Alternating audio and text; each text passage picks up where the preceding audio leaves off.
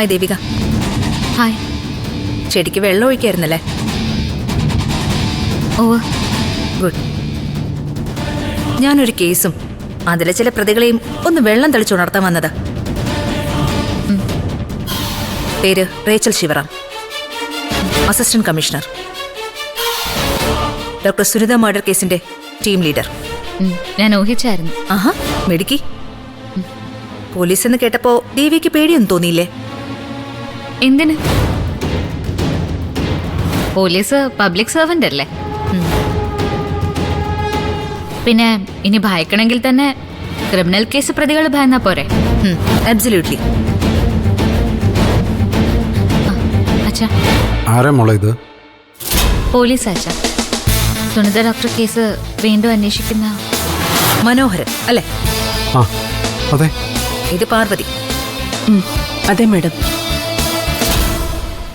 മരുമകളെ സ്വന്തം മക്കളെക്കാൾ സ്നേഹിക്കുന്ന അമ്മായിയച്ഛനും അമ്മായിയമ്മയും. അയ്യോ, മാഡത്തിന് മുഖലക്ഷണം അറിയാല്ലേ? അതങ്ങനെയാ മാഡം. മരുമക്കളെ സ്നേഹിച്ചാൽ തന്നെ പല മരണവും ഒഴിവാക്കാന്ന എൻ്റെ പക്ഷം. ഏത് ഈ പെമ്പിള്ളാറേ? നമുക്ക് ആ സുനിത ഡോക്ടറിന്റെ മരണത്തിന്റെ കാര്യം ഒന്ന് സംസാരിക്കണ്ടേ മനോഹര? പിന്നെന്നാ, മാഡം വന്നോട്ടെ.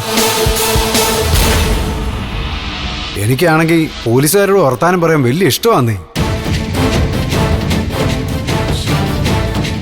വന്നാട്ടെ.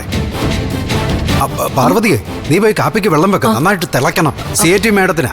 അച്ഛാ, SIT. ഓ, അതെങ്കിൽ അത് കാപ്പി കൊടുക്കണ്ടേ മോളെ? കാപ്പിയൊന്നും വേണ്ട മനോഹര. എന്നാ പിന്നെ ചായ അല്ലേ? അല്ലെ പാർവതി, നാരങ്ങ ഇരിപ്പട്ടോ, ഞെക്കി അങ്ങോട്ട് പിഴിയാൻ. മനോഹരൻ വലിയ തമാശക്കാരനല്ലേ? ഓ, അങ്ങനെയൊന്നും ഇല്ലെന്നേ.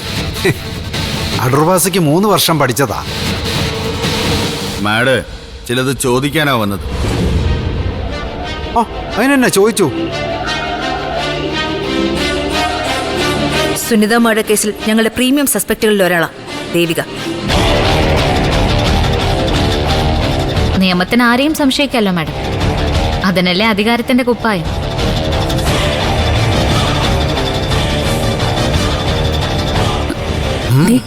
പോലീസാ പുറത്ത്. നമുക്ക് പോയി നോക്കാം.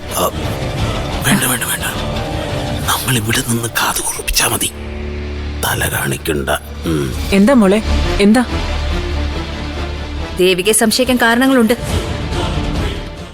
സുനിത ഡോക്ടറോട് ഏറ്റവും ശത്രുതയുള്ളവരാണ് ദേവികയാണെന്ന ഞങ്ങളുടെ അറിവ്.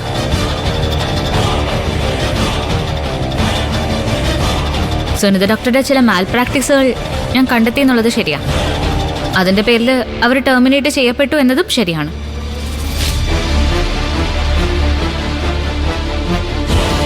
അതിനപ്പുറം എനിക്ക് സുനിത ഡോക്ടറോട് വ്യക്തിപരമായ വൈരാഗ്യമൊന്നുമില്ല.